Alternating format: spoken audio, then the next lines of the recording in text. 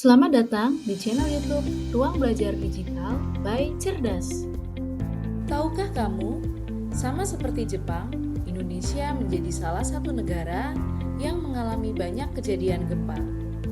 Pada tahun 2023, Indonesia pernah menjadi negara dengan jumlah gempa terbanyak di dunia. Jepang juga masuk ke dalam 10 besar negara dengan jumlah gempa terbanyak. Namun, Jepang ternyata lebih siap dalam menghadapi potensi gempa di wilayahnya. Kira-kira apa rahasianya ya? Tonton terus video ini biar kamu lebih cerdas. Apakah kamu masih ingat pada video sebelumnya kita pernah membahas mengenai lokasi Indonesia yang berada di pertemuan berbagai lempeng dunia? Hal ini yang membuat Indonesia termasuk negara yang rentan terhadap gempa bumi. Bahkan, seperti pembahasan video sebelumnya, ternyata gempa berkekuatan menengah sudah dapat merusak infrastruktur, terutama bangunan rumah di Indonesia. Salah satu contoh kejadian gempa berkekuatan menengah yang memakan banyak korban dan kerugian, yaitu gempa di Cianjur pada akhir tahun 2022. Gempa tersebut berkekuatan magnitudo 5,9 dengan kedalaman 10 km dan menghancurkan banyak bangunan dan infrastruktur di sana. Namun, gempa bumi dengan kekuatan serupa yang terjadi di Tokyo, Jepang pada tahun 2024 tidak menimbulkan kerugian yang signifikan loh. Jadi, mengapa gempa bumi di Indonesia terasa lebih merusak ya? Faktor apa yang sebenarnya menjadi penyebab kerusakan akibat gempa bumi? Apakah ada yang tahu jawabannya?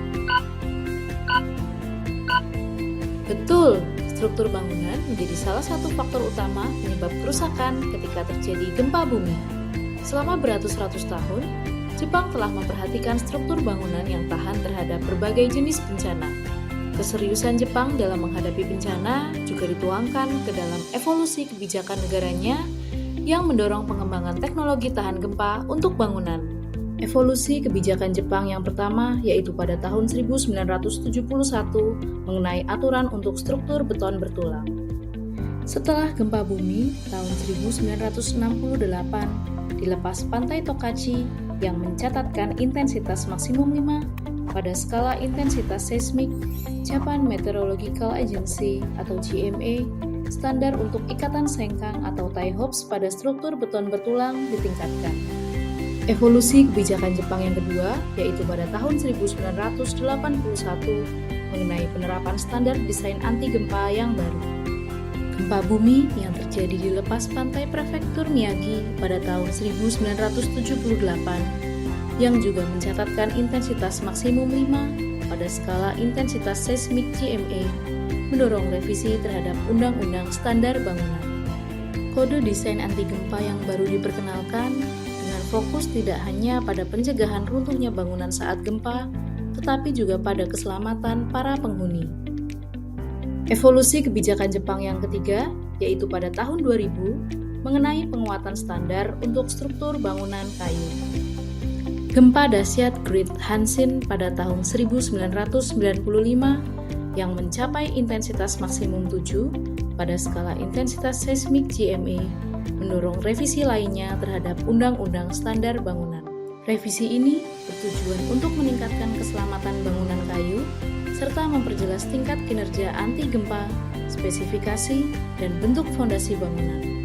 Pemeriksaan kondisi tanah menjadi hampir wajib dilakukan. Komitmen Jepang terhadap ketahanan gempa terlihat jelas melalui standar bangunan yang ketat dan praktik arsitektur yang inovatif. Dari perkembangan undang-undang hingga peraturan bangunan tahan gempa, pemahaman aspek-aspek ini menjadi fondasi yang sangat penting dalam pembangunan di Jepang. Lalu, secara teknis bagaimana mengatur struktur bangunan agar tahan gempa ya? Di Jepang, pengaruh struktur bangunan terhadap ketahanan gempa setidaknya dikategorikan menjadi 3 kelompok, antara lain struktur tahan gempa, struktur kendali getaran, dan struktur isolasi seismik. Bagaimana ya gambaran teknis mengenai struktur tahan gempa?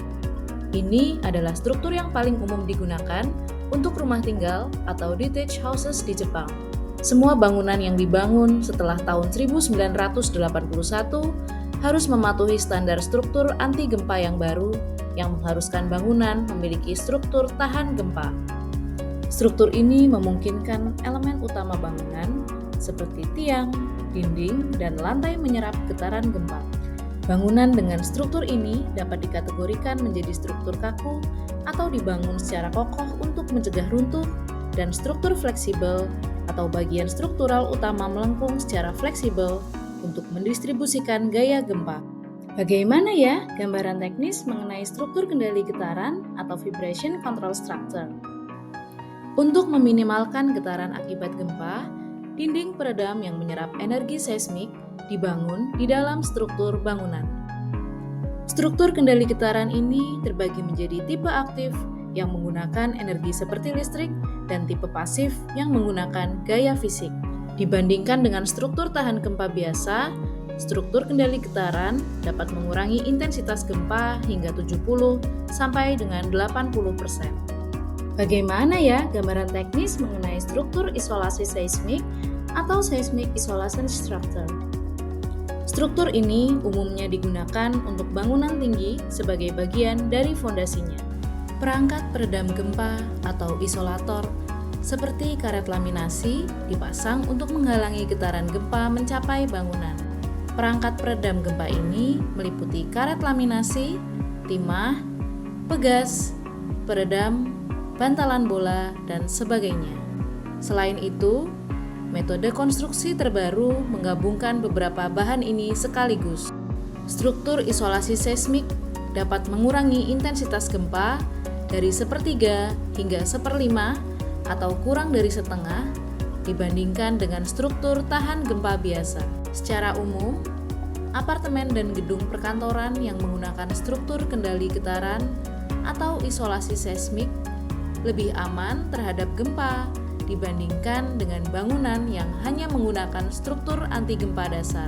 Selain memperhatikan struktur bangunan, Jepang juga memperhatikan fitur desain rumahnya, yaitu dengan menggunakan rangka baja sebagai inti struktural bukan beton, menambahkan peredam untuk meredam getaran, menggunakan pintu lipat sebagai jalur evakuasi tambahan, dan memasang lampu tertutup agar kaca tidak membahayakan saat bocor. Setiap bangunan di Jepang juga wajib menjalani pemeriksaan keselamatan setiap 10 tahun sekali untuk menjaga bangunan tetap aman dari risiko jangka panjang.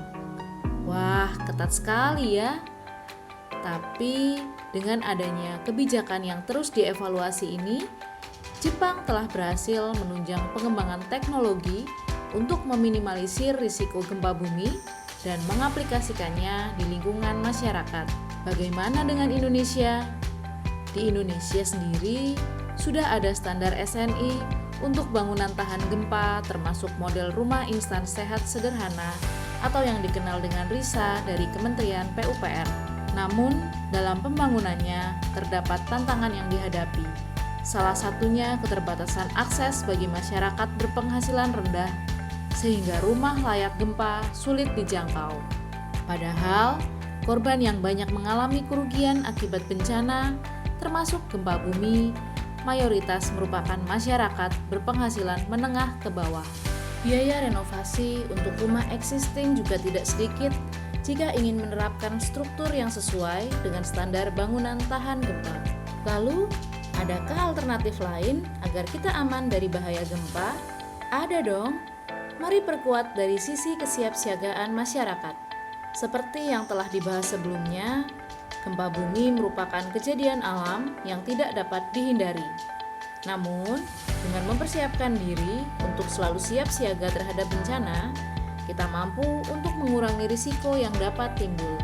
Salah satu langkah yang dapat dilakukan untuk memperkuat kesiapsiagaan terhadap bencana, yaitu dengan melakukan evaluasi terhadap jalur evakuasi. Pasti banyak dari kalian yang berpikir, evakuasi kan tinggal lari saja. Jangan anggap sepele ya. Proses evakuasi apabila tidak diperhitungkan dengan baik, justru malah dapat menimbulkan bencana tambahan. Banyak jumlah orang yang bergerak pada jalur yang tidak memadai dapat menimbulkan kepadatan dan penumpukan massa, sehingga menyebabkan terhambatnya proses evakuasi. Lalu, bagaimana ya caranya melakukan evaluasi terhadap jalur evakuasi? Nantikan video selanjutnya mengenai evaluasi jalur evakuasi sebagai investasi nyata untuk keselamatan bersama. Suka video seperti ini? Jangan lupa like, komen, dan subscribe untuk video-video kita selanjutnya ya.